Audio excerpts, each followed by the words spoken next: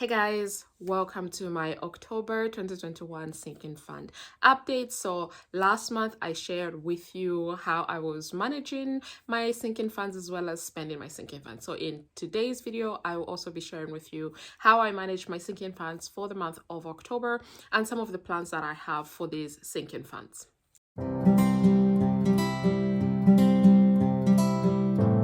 Hey guys, welcome to Budget with the July Dreamer. My name is Miranda, and on this channel I share all things personal finance, specifically sharing tips on how to save, how to invest, as well as how to budget. If these topics interest you, then please hit that like button. Subscribe to my channel if you haven't already so that you can follow along on my financial journey. So firstly, I'll start off with giving you an update from last month. Then I walk you through the sinking funds for October. First things first, there has been a change in the template that I am using now. I shared this in my mid-month budget check-in for October. I'll link that video up above and I'll put it in the description bar below.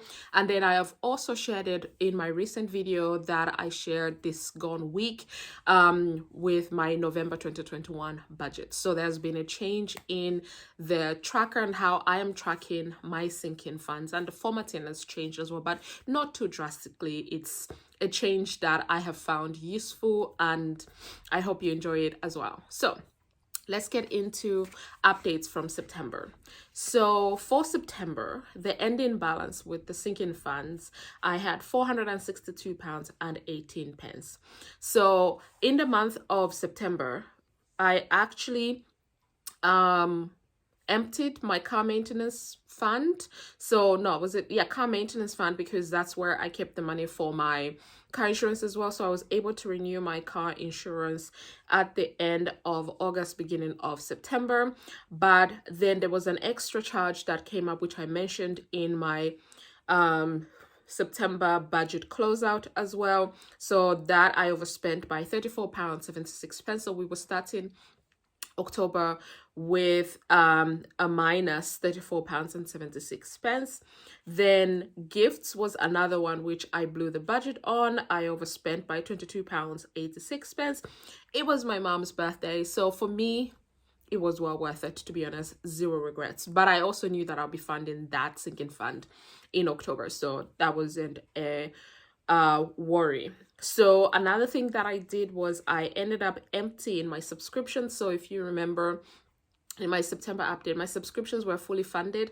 I had £80 saved for my Amazon, and then I had, I believe, £60 saved for my Disney Plus. I emptied those to help me achieve a financial goal. So if you watch my last Transfer Tuesday, you will know what that is, but I'll link it up above and in the description bar below. So I'm actually going to get my iPad to now give you an update of how I did with my October sinking fund update. So I'll start screen record on my iPad. So hopefully this will work. Yep. Okay. So for the month of, I don't even know why I'm holding this because I never really point on it. I mean, I'm going to put this one down. So if you look at my sinking funds tracker, there's changes. First, the coloring is completely different. Before I just had all gray, but I love colors, so I put a lot of colors into this new tracker, and I've also put it in various sections. So I've put all my sinking funds in sections. So the first one is home. So home has buildings and contents insurance, my car, my council tax, home emergency, home maintenance, and life insurance. So at the moment, the only sinking fund that's funded is my home emergency fund, and that has £100. I need to save at least £300 in this home fund because my renewal for my home emergency is coming up in April, so I have until then. Then for my home maintenance, I've put in £26 and I've gone ahead and spent £25.67. So there's 33 pence in this category. So for my home maintenance in total, I have £100 and 33 pence saved. Then moving over to car. So for the car category, we have insurance, we've got maintenance, annual check, MOT, and tax. I have tax coming out on the 1st of November, so I've already budgeted for that and planned for it in my November budget. So for insurance, I budgeted that I wanted to put £50, but then I remembered actually I should put that £50 in maintenance, which I have done, £50, and to pay off the overspend of £34.76. And then I've also spent something small for my car, and I spent £3.58, which means I have £11.68 in my car maintenance fund. Like I said again, I said I wanted to put £100 in tax, but I've just included it as part of my November budget. So in my October sinking funds, there is nothing. Then the next category is gifts. Gifts is split into 3. So I've got Christmas, I've got birthdays and anniversaries. The only one that I've added anything to is birthdays, because again, I overspent last month. So I budgeted 50, put in 50, and the overspend was £22.86. So I now have £27.14. And I have 2 birthdays coming up in the month of November. Then subscriptions, like I said, I had 114 this. I removed £100 to put towards my other financial goals. So now I have in Disney, £20 is what I emptied both of them, sorry. So now I budgeted, I'll put £20 in Disney, and for Prime membership I was going to put 30, and I have done exactly that. So now I have £20 in both of them, because I removed 50 from each to add to my financial goal. Then going to my final category, which is travel. So travel is broken down also into 3. So I have staycation. So these are UK travels. Then vacation. Vacation is all my international travels. And then I've got day trips, which as the name suggests. So for this one, I've only been able to fund 1, which is vacation, because I'm traveling next month, and I budgeted that I'll put 150 because I was anticipating these costs, but I've actually ended up spending 212.09 pence. Ouch. Actually, no, that's how much I've added in. How much I've spent is 1,614.40 pence. This money is coming from my travel sinking fund that I was keeping separately from all my budgeting.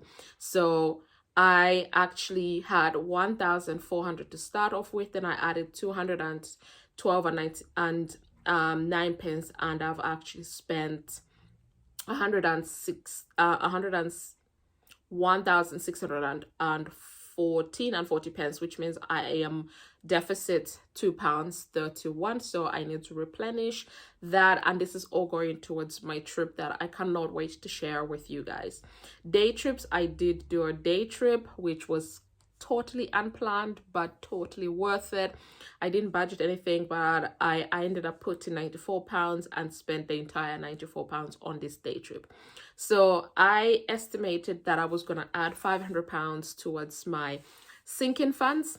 I only managed to add 472.09 pence, but I've still got 1 more week in the month of October. So there is a possibility that I may be able to add something more, but I'm not sure. So you'll see the next update when I provide it in November. So, but I ended up spending 1,837.63 pence. I started off with 1,742.38 pence, and I now have 376.84 pence in my sinking funds. So that is the update that I have with respect to my sinking funds. I'm actually happy with the way I am managing my sinking funds at the moment. I mean, for travel, I could do better, that is for sure, but so many things just came up that I needed to do for my trip. And what is beautiful about having a sinking fund is I do not need to go into debt to be able to enjoy my trip. So I just moved the money that I already had, moved it around to fit my purpose, and then my goal is from the 1st of December, I will be attacking the lower sinking funds, because my goal is to pay off all of my bills that I can pay off on an annual basis. I would like to do that. They almost all of them come up for renewal between March and April of next year. So I'm going to start off with the smaller ones, fund those as quickly as I possibly can, then attack the bigger ones. So I think for the month of February or March, I may forgo putting anything in my standard savings account, so I can go ahead and fully fund my other bigger sinking funds, pay the annual fee, then start in April all over again to start funding for 2023. So this is why I love having sinking funds. I hope you enjoyed this video. If you did, please give it thumbs up. It is Friday when I'm filming this, so cheers to you guys, and I will see you in my next video.